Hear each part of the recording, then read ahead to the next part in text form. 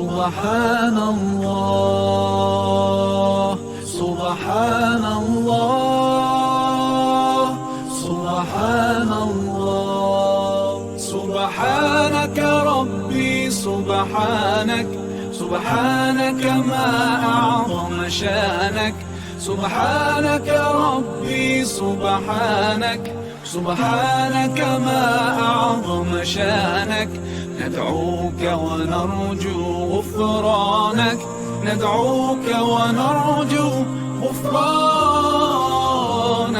ربي.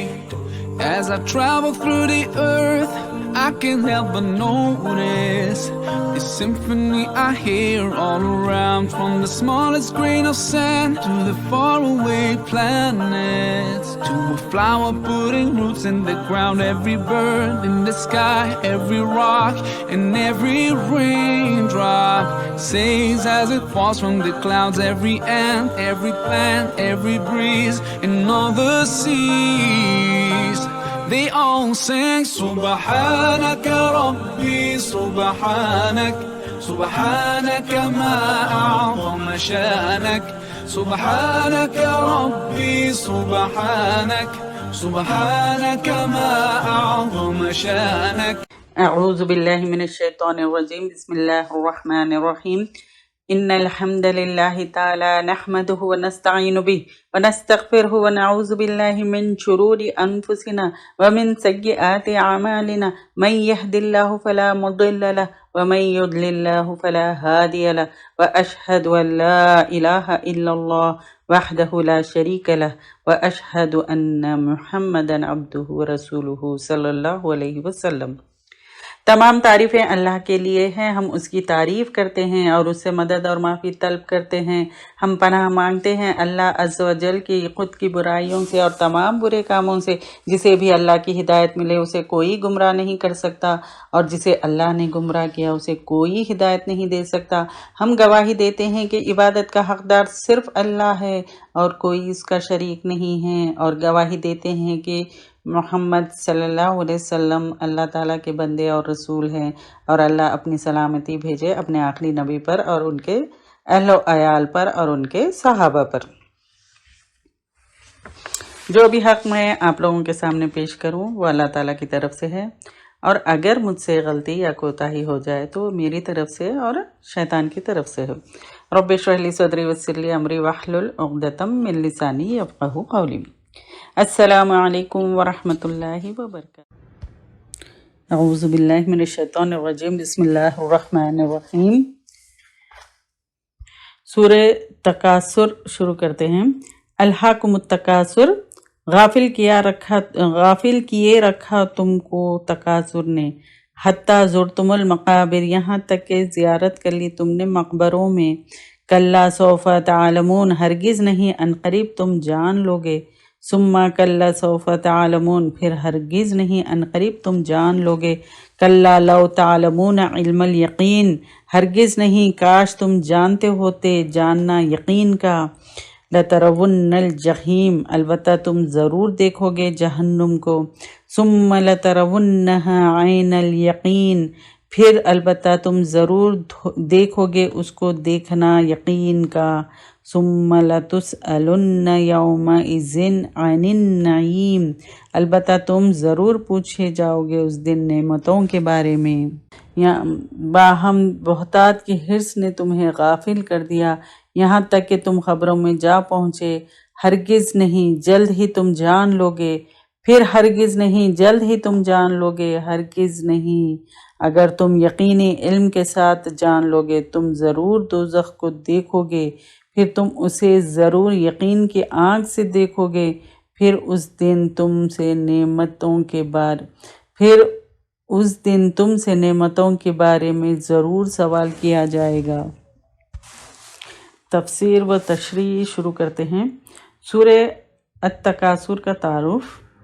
پہلی آیت کے لفظ التکاثر کو اس سورت کا نام قرار دیا گیا. سورہ التکاثر مکی ہے. اس میں 8 آیتیں، 1 رکوع، 28 کلمات اور 123 حروف ہے. لوگوں کو دنیا پرستی اور اس کے برے انجام سے خبردار کرنا اور قیامت کے حالات کا تذکرہ. اس صورت کا موضوع ہے۔ بہتات کی حرص۔ اللہ تعالیٰ نے انسان کی کمزوری کا تذکرہ کرتے ہوئے فرمایا ہے کہ باہم کثرت کی خواہش، بہتات کی حرص یعنی باہم کثرت کی خواہش نے تمہیں غافل کر دیا ہے۔ کس چیز کی کثرت نے انسان کو غافل کیا ہے؟ اس کا ذکر اللہ تعالیٰ نے نہیں فرمایا، جس کا مطلب ہے کہ یہ ہر اس چیز کو شامل ہے۔ کس چیز کی کثرت نے انسان کو غافل کیا ہے؟ اس کا ذکر اللہ تعالیٰ نے نہیں فرمایا، جس کا مطلب ہے کہ یہ ہر اس چیز کو شامل ہے جس کو انسان پسند کرتا ہے، جیسے مال و دولت، اولاد، بلند و بالا اور عالیشان رہائش گاہ یعنی رہائش گاہیں، پھر اقتدار، منصب اور قوم، قبیلے کی کثرت وغیرہ۔ تو مطلب یہ کہ انسان اپنی پوری زندگی انہی چیزوں کے حاصل کرنے میں کھپا دیتا ہے، اور ان سے اہم تر چیز یعنی اللہ تعالیٰ کی یاد، اخلاقی حدود کی پابندی، پھر حقداروں کے حقوق کی ادائیگی اور اپنی آخرت کی فکر سے غافل رہتا ہے، یہاں تک کہ اسے موت آ جاتی ہے۔ دنیاوی مال و متاع کی کثرت اور وہ بہتات انسان کی کمزوری ہے، جس میں انسانوں کی اکثریت ہر دور میں مبتلا رہی ہے۔ انسان کو جس قدر بھی مال و دولت مل جائے، یعنی بہتات اور کثرت کی خواہش کسی وقت بھی اس کا پیچھا نہیں چھوڑتی۔ حضرت عبداللہ بن عباس رضی اللہ تعالیٰ عنہ بیان کرتے ہیں کہ میں نے رسول اللہ صلی اللہ علیہ وسلم کو فرماتے ہوئے سنا، اگر ابن آدم کے لیے مال و دولت سے بھری ہوئی 2 وادیاں ہوں تو وہ اس پر قناعت کرنے کی بجائے وہ کیا کرتا ہے، تیسری کی تلاش میں لگ جائے گا، اور ابن آدم کے پیٹ کو مٹی کے سوا کوئی چیز نہیں بھر سکتی، اور اللہ تعالیٰ اس شخص کی توبہ قبول کرتا ہے جو اس کی طرف رجوع کرے۔ یہ صحیح بخاری کی حدیث ہے۔ اور ایک حدیث ہے صحیح مسلم کی، حضرت عبداللہ بن شخیر رضی اللہ تعالیٰ عنہ بیان کرتے ہیں کہ میں ایک روز نبی کریم صلی اللہ علیہ وسلم کی خدمت میں پہنچا تو آپ الحاکم التکاثر تلاوت فرما رہے تھے۔ پھر آپ نے فرمایا، ابن آدم کہتا ہے کہ میرا مال میرا مال، حالانکہ اے ابن آدم، تیرا مال تو وہی ہے جس کو تو نے کھایا فنا کر دیا، پہن کر بوسیدہ کر دیا، یا صدقہ کر کے آخرت کے لیے بھیج دیا۔ ایک دوسری روایت میں یہ الفاظ ہے، اور اس کے سوا جو کچھ ہے وہ تیرے ہاتھ سے جانے والا ہے، اور تو اس کو لوگوں کے لیے چھوڑنے والا ہے۔ یہ صحیح مسلم کی حدیث ہے۔ اور ایک دوسری روایت میں حضرت انس بن مالک رضی اللہ تعالیٰ عنہ بیان کرتے ہیں کہ رسول اللہ صلی اللہ علیہ وسلم نے فرمایا، 3 چیزیں میت کے ساتھ جاتی ہیں، جن میں سے 2 واپس آ جاتی ہیں اور 1 ساتھ رہ جاتی ہے، میت کے گھر والے، اس کا مال اور اس کا عمل۔ میت کے گھر والے، اس کا مال اور اس کا عمل ساتھ رہ جاتا ہے، جن میں سے گھر والے اور مال واپس آ جاتے ہیں اور عمل ساتھ رہ جاتا ہے۔ یہ صحیح بخاری کی حدیث ہے۔ اور ایک حدیث ہے،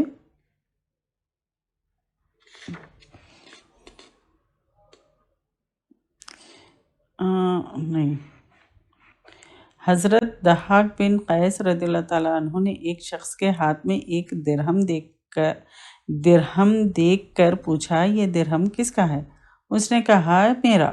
ضحاک رضی اللہ عنہ نے کہا، یہ تیرا نہیں ہے، یہ تیرا اس وقت ہوگا جب تو اسے کسی نیک کام میں خرچ کرے یا اللہ تعالیٰ کے شکر کے طور پر خرچ کر دے۔ پھر آپ نے پھر یہ اشعار پڑھا، جب تک تو مال کو لیے بیٹھا ہے تو مال کی ملکیت میں ہے، اور جب تو اسے خرچ کر دے گا تو وہ مال تیری ملکیت میں ہو جائے گا۔ عنقریب تم جان لوگے۔ اللہ تعالیٰ نے فرمایا کہ جس غفلت میں تم پڑے ہوئے ہو اس کا انجام عنقریب تمہیں معلوم ہو جائے گا۔ مطلب یہ کہ تمہاری غلط فہمی ہے کہ دنیاوی مال و دولت کی کثرت اور اس میں دوسروں کے آگے بڑھ جانا ہی ترقی اور کامیابی ہے، حالانکہ یہ ہرگز ترقی اور کامیابی نہیں ہے۔ عنقریب تمہیں اس کا برا انجام معلوم ہو جائے گا اور تم جان لوگے کہ یہ کتنی بڑی غلطی تھی جس میں تم عمر بھر مبتلا رہے۔ عنقریب تم جان لوگے، اس جملے کو دہرا کر اللہ تعالیٰ نے تاکید کے ساتھ یہ بات فرمائی کہ ایسے خیالات قطعاً درست نہیں ہیں، ایسے خیالات بالکل بھی درست نہیں ہیں، اور اگر تم اللہ کے ذکر کردہ دلائل میں یعنی اللہ تعالیٰ نے جو دلائل ذکر کیے ہیں اس میں کچھ تھوڑا بہت بھی غور و فکر کر لیتے تو تمہیں یقیناً یہ بات معلوم ہو جاتی کہ آخرت کے مقابلے میں دنیاوی ساز و سامان بے حقیقت ہے، اور تم اس طرح غفلت میں نہ پڑے رہتے۔ تمہیں یہ بھی معلوم ہو جاتا کہ صحیح معنوں میں اچھے کام کون سے ہیں اور آخرت سے توجہ ہٹانے اور غافل کر دینے والے کام کون سے ہیں۔ پھر یہ کہ مال و دولت کی بہتات کی طمع و لالچ کی زندگی گزارنے کی صورت میں تم ضرور جہنم کو دیکھو گے، یعنی اس کی سزا پاؤ گے، اور اس کے کچھ آثار تم مرنے کے فوراً بعد عالم برزخ میں دیکھ لو گے۔ پھر جب قیامت کے دن تم میدان حشر میں اکٹھے کیے جاؤ گے تو اسے اپنی آنکھوں سے یوں دیکھ لو گے کہ تمہیں اس کے یقین ہونے میں کوئی شک و شبہ باقی نہیں رہے گا۔ تو عین الیقین یہ ہے۔ نعمتوں کے بارے میں سوال ہوگا، قیامت کے دن ان نعمتوں کے بارے میں سوال ہوگا جو اللہ نے دنیا میں عطا کی ہوں گی، جیسے آنکھ ہے، کان ہے، دل ہے، دماغ ہے، پھر امن ہے، صحت ہے، مال ہے، دولت ہے اور اولاد ہے وغیرہ وغیرہ۔ سیدنا ابو ہریرہ رضی اللہ تعالیٰ عنہ بیان کرتے ہیں کہ ایک دفعہ رسول اللہ صلی اللہ علیہ وسلم رات یا دن کے وقت باہر نکلے تو حضرت ابو بکر اور حضرت عمر رضی اللہ تعالیٰ عنہ کو دیکھا۔ ان سے پوچھا، کس چیز نے تم دونوں کو اس پہر میں تمہارے گھروں سے نکالا ہے؟ تو ان دونوں نے جواب دیا، بھوک نے، اے اللہ کے رسول۔ اس پر آپ نے ان دونوں نے جواب دیا، بھوک نے اے اللہ کے رسول۔ تو اس پر آپ نے فرمایا، اور قسم ہے اس ذات کی جس کے ہاتھ میں میری جان ہے، مجھے بھی اسی چیز یعنی بھوک نے نکالا ہے جس نے تم دونوں کو نکالا ہے، چلو۔ تو پھر وہ لوگ جو ہے سو دونوں آپ کے ساتھ چلے۔ آپ ایک انصاری صحابی کے پاس آئے اور وہ اس وقت گھر میں موجود نہیں تھے۔ جب ان کی بیوی نے آپ کو دیکھا تو کہا، خوش آمدید۔ آپ نے اس سے پوچھا کہ فلاں انصاری کہاں ہیں؟ اس نے جواب دیا، وہ ہمارے لیے میٹھا پانی لینے گئے ہیں۔ اتنے میں وہ انصاری صحابی بھی آ گئے۔ رسول اللہ صلی اللہ علیہ وسلم اور آپ کے صحابہ کو دیکھ کر وہ خوشی سے کہنے لگے، اللہ کا شکر ہے کہ آج کسی کے پاس ایسے عزت والے مہمان نہیں جیسے میرے پاس ہے۔ پھر وہ کھجور کا ایک خوشہ لے کر آئے جس میں آدھی پکی ہوئی اور آدھی سوکھی اور تازہ کھجوریں تھیں، اور انہیں کھانے کو کہا۔ پھر انہوں نے چھری پکڑی تو آپ نے دودھ والی بکری ذبح کرنے سے منع فرمایا، تو انہوں نے ایک بکری ذبح کی، سب نے اس کا گوشت اور کھجوریں کھائی اور پانی پیا۔ جب سب سیر ہو گئے تو رسول اللہ صلی اللہ علیہ وسلم نے حضرت ابو بکر اور حضرت عمر رضی اللہ تعالیٰ عنہ سے فرمایا، قسم ہے اس ذات کی جس کے ہاتھ میں میری جان ہے، تم سے قیامت کے دن اس نعمت کے بارے میں ضرور سوال کیا جائے گا۔ تم بھوک کی حالت میں اپنے گھروں سے نکلے اور پھر گھر واپس نہیں لوٹے یہاں تک کہ تم کو یہ نعمت ملی۔ صحیح مسلم کی یہ حدیث ہے۔ نعمتوں کے بارے میں کن سے سوال ہوگا؟ بعض علماء کہتے ہیں کہ یہ سوال صرف کافروں سے ہوگا، اور بعض کہتے ہیں کہ ہر ایک سے ہوگا، کیونکہ محض سوال سے عذاب ہونا لازم نہیں آتا۔ جن لوگوں نے ان نعمتوں کا استعمال اللہ تعالیٰ کی ہدایت کے مطابق کیا ہوگا وہ سوال کے باوجود عذاب سے محفوظ رہیں گے، اور جنہوں نے نعمتوں کی ناشکری کی ہوگی وہ پکڑ لیے جائیں گے۔ اس لیے کہ سوال کا مطلب ہی اس امر کا ثبوت ہے کہ اللہ تعالیٰ کی نعمتوں سے فیض یاب ہونے کے بعد اللہ تعالیٰ کا شکر بھی ادا کیا یا نہیں۔ حضرت عبداللہ بن مسعود رضی اللہ تعالیٰ عنہ بیان کرتے ہیں کہ نبی کریم صلی اللہ علیہ وسلم نے فرمایا، قیامت کے دن کوئی شخص اپنے رب کے پاس اپنی جگہ سے سرک نہیں سکے گا، ہٹ نہیں سکے گا، جب تک 5 سوالوں کا جواب اس سے نہ لیا جائے گا۔ ایک یہ کہ اس نے اپنی عمر کن کاموں میں فنا کی، اور دوسرا یہ کہ اس نے اپنی جوانی کو کن کاموں میں خرچ کیا، تیسرے یہ کہ جو مال اس نے حاصل کیا وہ کس کس طرح کمایا تھا، چوتھے یہ کہ اس مال کو کہاں کہاں خرچ کیا، اور پانچویں یہ کہ جو علم اللہ نے اس کو دیا تھا اس پر اس نے کتنا عمل کیا۔ یہ جامع ترمذی کی حدیث ہے۔ اہل ایمان نے کیونکہ ان کا صحیح استعمال کیا ہوگا اس لیے وہ گرفت الہی سے محفوظ رہیں گے اور اطاعت و فرمانبرداری پر بہترین صلے کے مستحق قرار پائیں گے، اور کافروں اور اللہ کی نعمتوں کی ناشکری کرنے والوں کے پاس اس کا کوئی جواب نہیں ہوگا، اس بنا پر وہ عذاب الہی کے مستحق قرار پائیں گے۔ اللہ تعالیٰ ہم سب کو توفیق دے شکر ادا کرنے کی۔ آیت مبارکہ کی حکمت اور تقاضے: لوگ دنیاوی مال و متاع کے ساتھ مشغول ہیں حالانکہ وہ اس کو چھوڑنے والے ہیں، اور آخرت سے غافل اور لاپرواہ ہیں حالانکہ اس کو ملنے والی ہے۔ انسان ساری زندگی مال و دولت کی بہتات اور کثرت کے پیچھے لگا رہتا ہے یہاں تک کہ اس کو موت آ جاتی ہے۔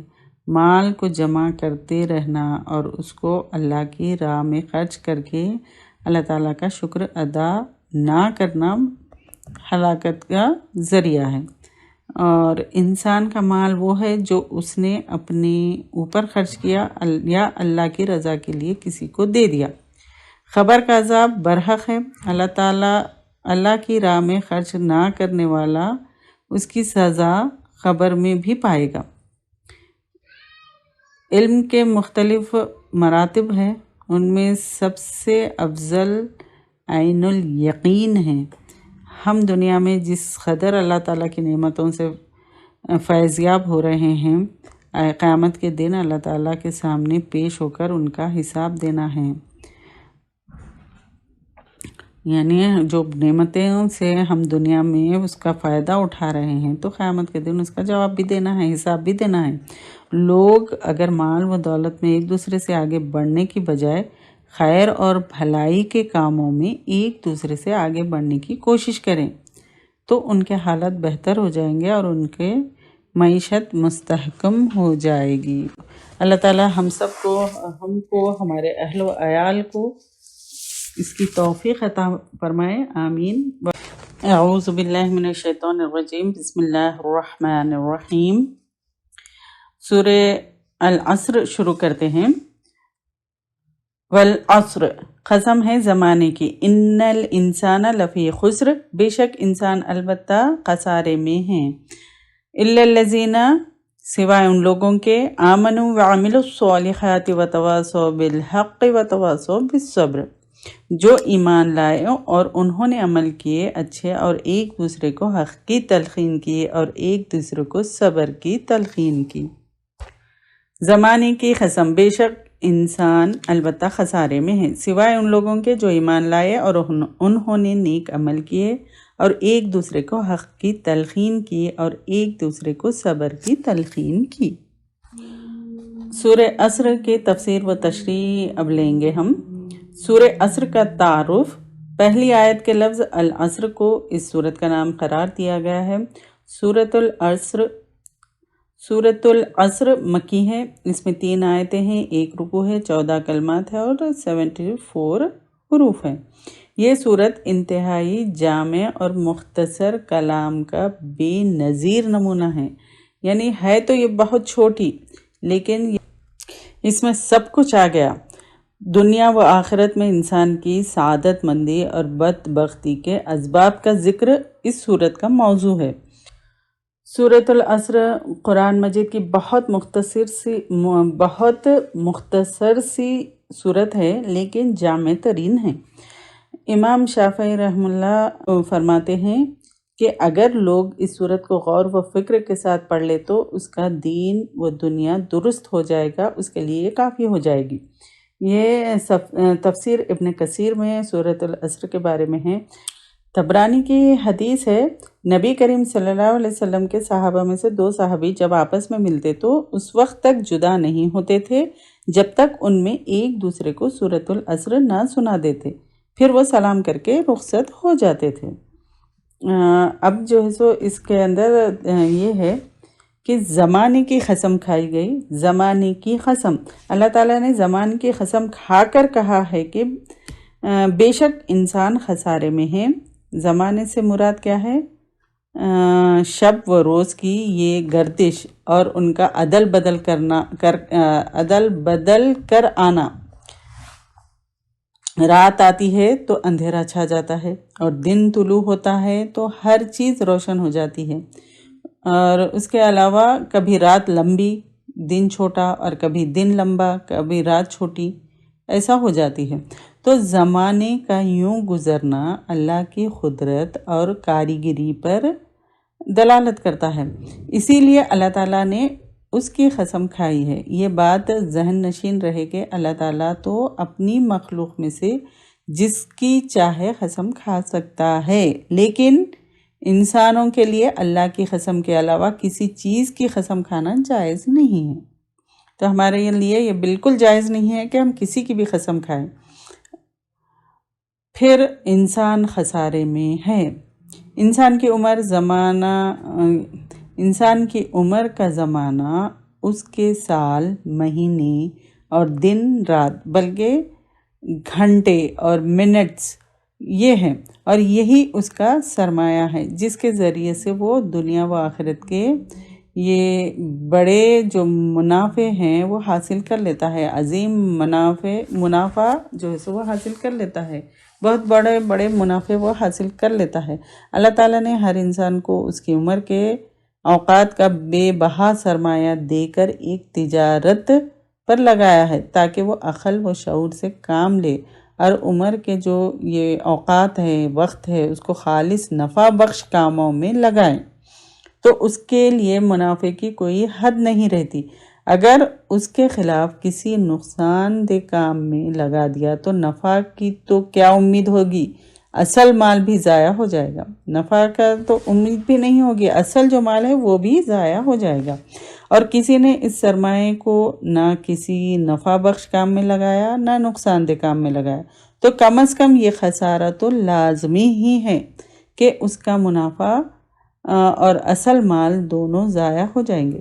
یہ ایک محض مثال ہی نہیں بلکہ تمثیل ہی نہیں بلکہ حقیقت ہے جس کی جو ہے سو تائید نبی رحمت صلی اللہ علیہ وسلم کے اس فرمان سے ہوتی ہے.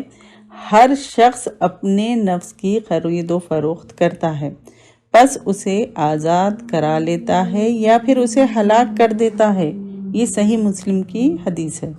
اس لیے کہ اللہ تعالیٰ نے زمانے کی قسم کھا کر انسان کو اس پر جو ہے سو متوجہ کیا کہ خسارے سے بچنے کے لیے ان 4 چیزوں پر عمل کرے جن کا ذکر ابھی کیا جائے گا، اور اس معاملے میں ذرا بھی غفلت نہ برتے. عمر کے ایک منٹ کو قدر، یعنی اس کی ایک منٹ کی جو ایک منٹ ہے اس کی قدر پہچاننے اور خود کو ان 4 چیزوں کے ساتھ مشغول کر دیں. یعنی ان 4 چیزوں میں ہم اپنے آپ کو مصروف کر لیں. اور خسارے سے محفوظ لوگ جن 4 چیزوں پر پیرا ہو کر انسان خسارے سے بچ سکتا ہے، ان میں سب سے پہلے ہے ایمان۔ کسی چیز کو سچے دل سے ماننا اور یقین کر لینا، اس پر ایمان لانا ہے۔ پھر شرعی طور پر ان 6 چیزوں کا زبان سے اقرار کرنا، دل سے تصدیق کرنا اور اعضاء سے ان کے مطابق عمل کرنا ایمان کہلاتا ہے۔ 6 چیزوں پر ایمان یعنی ارکان ایمان۔ اللہ تعالیٰ پر ایمان لانا پہلا۔ پھر اللہ تعالیٰ پر ایمان لانے کا مطلب ہے کہ بندہ سچے دل سے یہ اقرار کرے کہ اس آسمان و زمین کا اور پوری کائنات کا خالق و مالک صرف اللہ تعالیٰ ہی ہے، وہ اکیلا ہے، اس کا کوئی شریک نہیں، عبادت و بندگی کے لائق بس اسی کی ذات ہے۔ یہ پہلا ہے، یعنی اللہ پر ایمان لانا۔ پھر دوسرا، اللہ کے فرشتوں پر ایمان لانا، یعنی اس بات پر ایمان رکھنا کہ فرشتے اللہ کی ایک غیبی اور نوری مخلوق ہے۔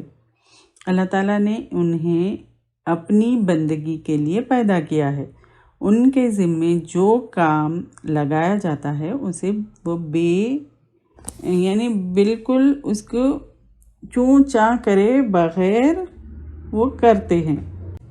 اللہ کی کتابوں پر ایمان لانا، یعنی اس بات پر ایمان لانا کہ اللہ تعالیٰ نے اپنے رسولوں کے ذریعے سے جو کتابیں نازل فرمائی ہیں ان کو تسلیم کیا جائے، ان کو مانا جائے، اور ان میں سے صرف آخری کتاب قرآن مجید کی تعلیمات اور اس کے احکامات کو اپنے لیے مشعل راہ بنائیں، یعنی اپنے لیے مشعل راہ بنایا جائے۔ اور پھر چوتھا جو ہے سو اللہ کے رسولوں پر ایمان لانا، یعنی اللہ تعالیٰ نے اپنے پسندیدہ بندوں کو انوں کی طرف نبی اور رسول بنا کر بھیجا، وہ سب برحق تھے، اور محمد صلی اللہ علیہ وسلم آخری نبی اور رسول ہیں۔ تمام انبیاء پر اجمالی اور نبی کریم صلی اللہ علیہ وسلم پر تفصیلی ایمان لانا ضروری ہے۔ اور یوم آخرت پر ایمان لانا، یعنی اس بات کو تسلیم کرنا کہ مرنے کے بعد دوبارہ زندہ ہونا ہے، اور دنیا میں جو اعمال کیے ہیں اس کے سامنے حاضر ہو کر ان کا حساب کتاب دینا ہے۔ پھر چھٹا، تقدیر پر ایمان لانا، یعنی اس بات کو تسلیم کرنا کہ جو ہوا اور جو ہونے والا ہے سب اللہ کو بخوبی معلوم ہے، اور اللہ تعالیٰ نے قضا و قدر کے ہر فیصلے کو ایک کتاب میں قلم بند کر رکھا ہے۔ تو اللہ تعالیٰ نے جو چاہا کر دیا اور جو نہیں چاہا نہیں کیا، ان 6 چیزوں کو تسلیم کرنا ایمان لانا کہلاتا ہے۔ اگر کوئی شخص ان میں سے کسی ایک چیز کا بھی انکار کرتا ہے تو وہ دائرۂ ایمان سے خارج ہے۔ تو یہ ارکان ایمان کے یہ 6 پلرز ہے۔ ایمان، اللہ پر ایمان لانا، فرشتوں پر ایمان لانا، پھر اللہ کی کتابوں پر ایمان لانا، رسولوں پر ایمان لانا، اور جو ہے سو یوم آخرت پر ایمان لانا، پھر تقدیر پر ایمان لانا، اچھی ہو یا بری۔ بھی ہے دارالارقم میں۔ اگر ڈیٹیل میں آپ لوگ ارکان ایمان کو سننا چاہتے ہیں، وہاں پر ڈیٹیل میں لیا گیا ہے ارکان ایمان کیا ہے، یہاں پر اتنا وقت نہیں تو مختصر سا یہاں پر میں آپ لوگ کو بتائی۔ دارالارقم میں ارکان ایمان کے لیکچرز ہے، آپ وہاں پر سائٹ پر جا کر سن سکتے ہیں، کافی ڈیٹیل میں لیا گیا ہے، اور میں ریکمینڈ کروں گی سب کو کہ ارکان ایمان ضرور آپ لوگ وہ پورا کریے، پورے لیکچر سنیے تاکہ بیس مضبوط ہو جائے، کیونکہ ارکان ایمان کے بارے میں ہمارا ایمان ہونا ہے تو اس کا ڈیٹیل میں لیا گیا ہے۔ تو آپ لوگ وہاں پر یوٹیوب پہ بھی اپلوڈ ہے، اور تھنکفک وہاں پر سائٹ پہ بھی جائیے، وہاں پر بھی یہ انشاءاللہ آپ کو ملیں گے۔ پھر نیک اعمال، دوسری چیز جو انسان کو خسارے سے بچاتی ہے وہ ہے نیک عمل۔ کوئی بھی عمل جو خالص اللہ کی رضا کے لیے کیا جائے اور وہ رسول اللہ صلی اللہ علیہ وسلم کے طریقے کے مطابق ہو تو وہ عمل صالح ہے، یعنی نیک عمل کہلاتا ہے۔ نیک عمل کے لیے رضا الہی اور سنت رسول کے مطابق کرنا شرط ہے۔ ان دونوں میں سے کوئی ایک نہ ہو تو وہ عمل صالح نہیں ہو سکتا۔ عمل صالح ہونے کے لیے یہ دو شرطیں لازمی ہیں، اور ایمان اور عمل صالح لازم و ملزوم ہیں۔ نیک عمل کے بغیر ایمان کی اللہ کے یہاں کوئی قدر و قیمت نہیں ہے۔ اس لیے اللہ تعالیٰ نے قرآن مجید میں جہاں ایمان کا ذکر کیا ہے ساتھ ہی نیک عمل کا بھی ذکر کیا ہے، جس سے یہ بات واضح ہوتی ہے کہ نیک عمل ایمان کے لیے لازم و ملزوم ہیں۔ نیک عمل کے بغیر ایمان ایک ایسی چابی ہے جس کے دندانے نہ ہوں، یعنی جو اس کے ٹیت ہوتے ہیں چابی کے وہ نہ ہوں۔ جس طرح بغیر دندانے والی چابی سے تالا نہیں کھلتا، اسی طرح ایسا ایمان جو نیک عمل سے خالی ہو اس سے جنت کا دروازہ نہیں کھلے گا۔ تو لہٰذا اگر ہم دنیا و آخرت میں کامیاب ہونا چاہتے ہیں تو ہمارے لیے ایمان کے ساتھ ساتھ اعمال صالح کا ذخیرہ جمع کرنا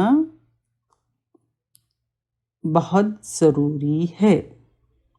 وہ ایمان جو صرف زبان تک محدود رہتا ہے اور اس کا اثر انسانی زندگی پر کچھ نہیں ہوتا، یعنی انسان کے اعضاء جیسے آنکھ، کان، ناک اور دل و دماغ سے اگر اس کا اظہار نہ ہو تو وہ ایک بے معنی سا لفظ بن کر رہ جاتا ہے، جس کی کوئی وقت نہیں، جس کی کوئی اوقات اللہ کے نزدیک نہیں ہے۔ یہاں پر علامہ اقبال کا ایک شعر اس موقع پہ زیادہ مناسب لگا مجھے۔ زبان سے کہہ بھی دیا لا الہ تو کیا حاصل، دل و نگاہ مسلمان نہیں تو کچھ بھی نہیں۔ دو مضر چیزیں انسان کو ایمان اور عمل صالح سے روکنے والی عام طور پر دو چیزیں ہوتی ہے۔ ایک کا کیا ہے؟ شبہات یعنی ڈاؤٹس، یعنی اس کو ایمان اور نیک عمل میں کچھ نظری اور فکری شبہات پیدا ہو جائیں جن کی وجہ سے عقائد ہی خراب ہو جائیں۔ عقائد کی خرابی سے نیک عمل کا برباد ہونا واضح ہے۔ نیک عمل میں کچھ نظریے اور جو فکری جو ڈاؤٹس رہتے وہ پیدا ہو جائیں جن کی وجہ سے ان کے عقائد ہی خراب ہو جائیں، تو عقائد کی خرابی سے نیک عمل کا برباد ہونا واضح ہے۔ دوسرے جو شہوات یعنی نفسانی خواہشات جو انسان کو بعض اوقات نیک عمل سے روک دیتی ہے اور بعض اوقات برے اعمال میں مبتلا کر دیتی ہے، اگرچہ وہ اس کا نظریہ اور اعتقادی طور پر نیکی پر عمل اور برائی سے بچنے کو ضروری سمجھتا ہو، مگر نفسانی خواہشات اس کے خلاف ہوں اور وہ ان خواہشات سے مغلوب ہو کر سیدھا راستہ چھوڑ بیٹھتے ہیں۔ پھر حق کی وصیت، تیسری چیز جس کی وجہ سے انسان خسارے سے محفوظ رہے گا وہ ہے ایک دوسرے کو حق کی تلقین کرنا۔ کسی شخص کو تاکید کے ساتھ مؤثر انداز میں، یعنی اس کو جو اثر ہو ویسے انداز میں نصیحت کرنے اور پھر نیک کام کی ہدایت کرنے کا نام وصیت ہے۔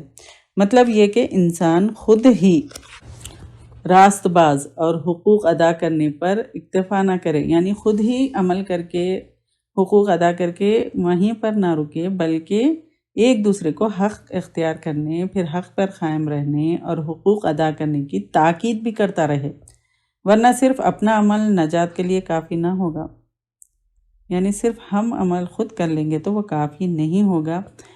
خصوصاً اپنے اہل و عیال یعنی اپنے فیملی ممبرز، کم سے کم خاص طور سے اپنے فیملی ممبرز یا پھر اپنے رشتہ دار، اپنے دوست اور متعلقین جتنے بھی ہیں تو ان کو برے عمل سے اور غفلت برتنا یعنی برے اعمال سے ان سے غفلت برتنا نجات کا راستہ جو ہے سو بند کرنا ہے. اگرچہ وہ خود کیسے ہی نیک اعمال کا پابند ہو، اسی لیے تو قرآن و حدیث میں ہر مسلمان پر اپنی اپنی قدرت اور اپنی طاقت کے مطابق نیکی کا حکم دینے اور برائی سے روکنے کا فریضہ عائد کیا گیا ہے. اس معاملے میں عام مسلمان بلکہ بہت سے خاص تک غفلت میں مبتلا ہے. یعنی بہت سے مسلمان، یعنی عام مسلمان کیا، خاص مسلمان بھی جو ہے وہ بھی عام و خاص سب اس میں جو ہے سو غفلت میں مبتلا ہے. خود عمل کرنے کو کافی سمجھ بیٹھتے ہیں، اولاد اور گھر والے کچھ بھی کرتے رہیں اس کی کچھ فکر نہیں کرتے. اللہ تعالی ہم سب کو ہدایت عطا فرمائے، آمین. صبر کی وصیت. چوتھی چیز جو انسان کو خسارے سے بچاتی ہے وہ ہے ایک دوسرے کو صبر کی تلقین کرنا. مطلب یہ کہ اسلام یا حق کو غالب کرنے کے راستے میں جتنی بھی مشکلات حائل ہو جائے، جتنی بھی مشکلات سامنے آ جائے یا آڑے آ جائے یا مصیبتیں سے جو دو چار ہونا بھی پڑے، تو صرف خود ہی صبر اور برداشت سے کام نہ لے بلکہ دوسروں کو بھی اس کی تلقین کرے. صبر کا ایک مطلب یہ بھی ہے کہ شریعت کے احکام پر ثابت قدمی کے ساتھ پابند رہنا بھی ہے. ایسی باتوں کے لیے بھی وہ دوسروں کو تلقین کرتا رہے. صبر کی تلقین بھی اگر حق کی تلقین میں شامل ہے، لیکن اس کی اہمیت اور شرف و فضیلت کی وجہ سے اللہ تعالیٰ نے اس کو الگ ذکر کیا ہے. جن لوگوں میں یہ چار چیزیں پائی جائیں ان کے متعلق یقین سے کہا جا سکتا ہے کہ انہوں نے اپنی زندگی کے لمحات کا بھرپور فائدہ اٹھایا اور آخرت میں وہ خسارے سے محفوظ رہیں گے. اب آیت مبارکہ کی کچھ حکمتیں اور تقاضے ہیں. اللہ تعالیٰ نے زمانے کی قسم کھا کر کہا انسان خسارے میں ہے. اللہ تعالیٰ اپنی مخلوق میں سے جس کی چاہے قسم کھا سکتا ہے، لیکن مخلوق کے لیے غیر اللہ کی قسم کھانا درست نہیں ہے. زمانے کے اوقات، سال، مہینے، دن، رات اور گھنٹے پھر منٹس انسانی زندگی کا سرمایہ ہے. انسانی زندگی کی جمع پونجی ہے. ان کا صحیح استعمال کر کے انسان دنیاوی اور آخرت کا منافع جو ہے سو حاصل کر سکتا ہے. اور اللہ تعالیٰ فرشتوں، رسولوں، آسمانی کتابوں، یوم آخرت اور تقدیر پر ایمان لانے سے انسان حقیقی اور کامل مومن بنتا ہے. ان میں سے کسی ایک چیز کو بھی تسلیم نہ کرے، یعنی اس میں سے کسی ایک چیز کو بھی نہ مانے، انکار کرنے سے پھر انسان جو ہے سو دائرہ اسلام سے خارج ہو جاتا ہے. پھر نیک اعمال اور ایمان آپس میں لازم و ملزوم ہے. دونوں میں سے ایک نہ ہو تو دوسرے کا کچھ فائدہ نہیں. پھر رضا الہی یعنی اللہ کی رضا کے لیے اور سنت نبوی کی اتباع کے بغیر کوئی عمل صالح نہیں ہو سکتا، چاہے اس میں جتنی بھی انکساری کے ساتھ ہو اور کتنا ہی وقت اور سرمایہ اس کے لیے خرچ کیوں نہ کیا گیا ہو. تو اللہ تعالیٰ ہم کو توفیق دے صحیح طریقے سے اللہ کی رضا اور سنت کے ساتھ ہم اللہ کے یعنی قرآن اور سنت کی اتباع کرنے والا ہم کو بنائے، آمین. شبہات و نفسانی خواہشات یعنی جو ڈاؤٹس ہے اور یا نفسانی خواہشات ہے، ایمان اور عمل صالح کو تباہ و برباد کر دیتے ہیں. ان سے ہر ممکن حد تک بچنا چاہیے. پھر خود ایمان لانا اور نیک عمل کرنا نجات کے لیے کافی نہیں ہے، بلکہ دوسروں کو بھی حق اور صبر کی وصیت کرنا ضروری اور لازم ہے. اپنی طاقت و قوت کے مطابق جو ہے سو نیکی کا حکم کرنا اور برائی سے روکنا ہر مسلمان پر فرض اور لازم ہے. پھر ایمان، نیک عمل، حق کی وصیت اور صبر کی وصیت چار ایسی صفات ہیں جن پر عمل ہو کر عمل پیرا ہو کر انسان آخرت کے عظیم خسارے سے محفوظ رہ سکتا ہے۔ وآخر دعوانا ان الحمد للہ رب العالمین۔ رب العالمین سبحانک اللہم و بحمدک نشہد ان لا الہ الا انت نستغفرک و نتوب الیک۔ اللهم اهدنا فيمن هديت وعافنا فيمن عافيت وتولنا فيمن توليت وبارك لنا فيما أعطيت وقنا شر ما قضيت إنك تقضي ولا يقضى عليك إنه لا يذل من واليت ولا يعز من عاديت تباركت ربنا وتعاليت